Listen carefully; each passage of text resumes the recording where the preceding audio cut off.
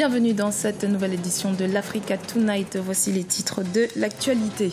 Poursuite à Paris en France du procès des biens mal acquis. Le vice-président équato-guinéen Teodoro Obiang Mangué est accusé de détournement de fonds publics, d'abus de confiance et de blanchiment. En Afrique du Sud, la justice donne son autorisation pour un vote de défiance à bulletin secret contre le président Jacob Zuma.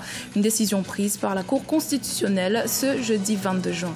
Et puis au Nigeria, les économistes se disent sceptiques quant au budget 2017 du gouvernement fédéral, voté par le président par intérim Yemi Osinbajo en l'absence du président Muhammadu Buhari.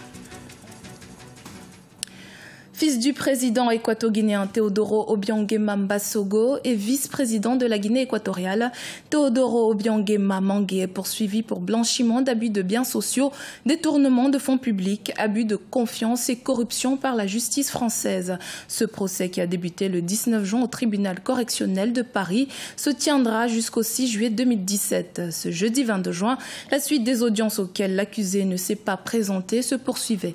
Écoutez l'avocat de la défense, Maître Sergio Essono Abesoto. Nous sommes ici pour un jugement d'un supposé délit de blanchiment des capitaux, mais jusqu'à présent, il n'y a pas encore de débat juridique au sens propre du terme.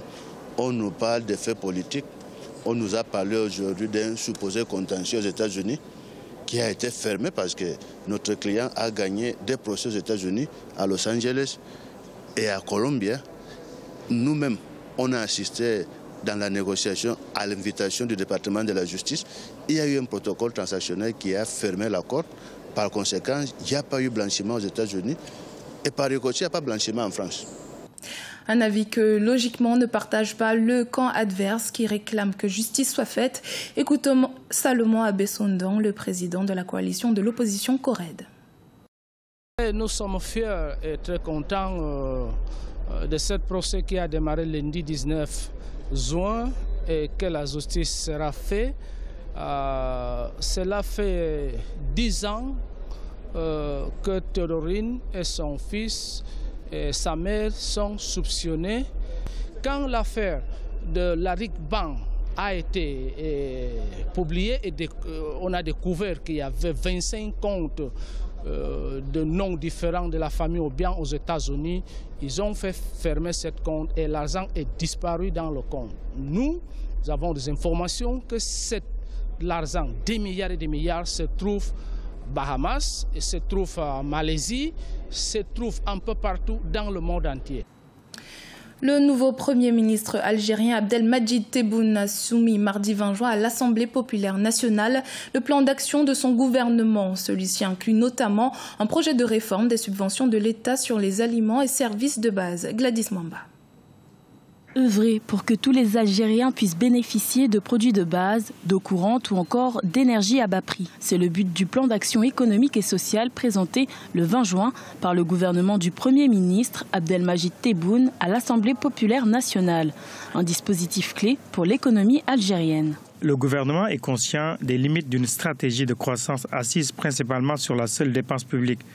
Nous sommes déterminés à développer les secteurs productifs de richesse, de valeur ajoutée et d'emploi, gage de diversification de l'économie nationale fortement dépendante des hydrocarbures. Ces réformes tarifaires sur l'aide au logement, la santé, l'éducation, mais aussi sur les aliments et services de base représentent près de 23,7% du PIB. Une statistique considérable dans ce pays où environ 24% de la population vit sous le seuil de pauvreté selon le Fonds monétaire international. Les réformes administratives sont également dans le viseur de ce plan d'action qui veut attirer plus d'investissements directs étrangers. Les problèmes sociaux sont le résultat d'une politique qui a favorisé une économie fondée principalement sur les hydrocarbures. Mais malheureusement, les 6 ou 7 gouvernements successifs qui se sont suivis n'ont pas mis au point un plan de création de richesse nationale via les secteurs publics d'abord, et en encourageant le secteur privé, et enfin en attirant le secteur international. Ce plan d'action économique et social présenté par le gouvernement sera débattu le 23 juin au Parlement. Le Front de Libération Nationale, FLN, au pouvoir depuis 1962, rallié au Rassemblement National Démocratique, compte sur sa majorité absolue pour transformer cette proposition en projet concret.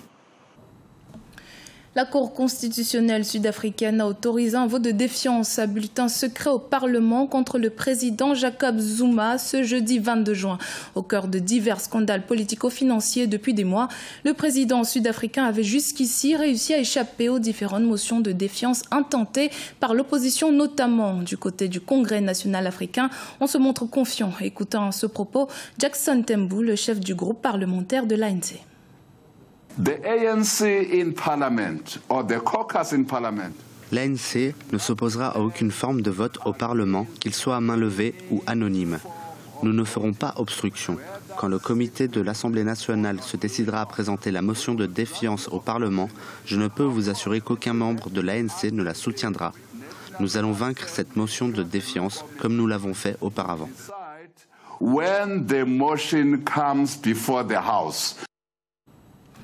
Le Sénégal s'est doté ce 20 juin d'un nouveau code de la presse. Il impose la carte de presse, une formation pour être journaliste. Il exige également des entreprises une convention et une autorisation. S'il a été bien accueilli dans l'ensemble, certains experts des médias émettent des réserves concernant son impact sur la liberté de la presse sénégalaise.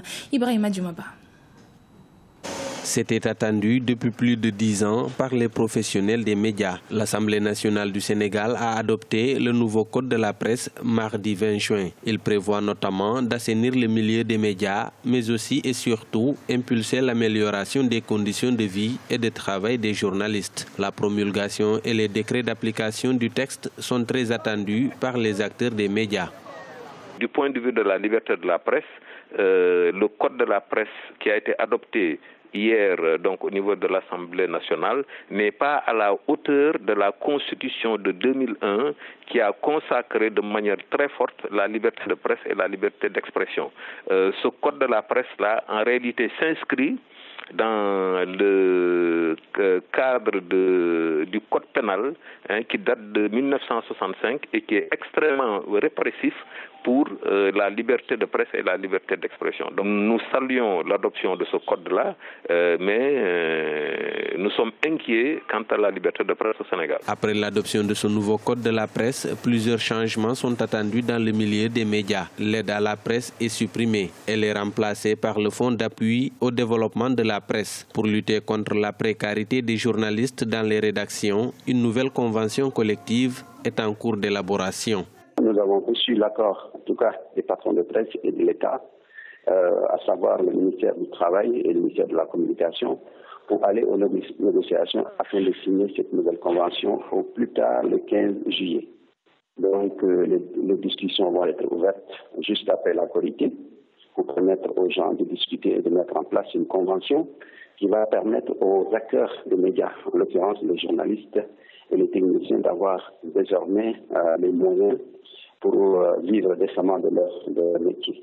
Le nouveau texte prévoit des critères stricts pour être journaliste. À défaut de sortir d'une école de journalisme, la carte nationale de presse sera délivrée par une commission de validation des acquis d'expérience, soit 2 ans pour les candidats ayant un diplôme de licence et 10 ans pour ceux qui n'ont ni diplôme de journalisme ni licence. Cependant, le secret défense de l'enquête et de l'instruction, garanti par l'article 5 du présent code, inquiète les professionnels. Pour beaucoup, cette disposition pourrait limiter la liberté de la presse et l'indépendance des journalistes. Par ailleurs, l'État veut remplacer le Conseil national de régulation de l'audiovisuel par une autorité de régulation de l'audiovisuel. Le président du Nigeria, Muhammadu Buhari, est de nouveau en congé médical en Grande-Bretagne depuis le 7 mai. En son absence, le président par intérim Yemi Osinbajo a validé le budget de l'année 2017, prévoyant des dépenses records pour sortir le Nigeria de la récession.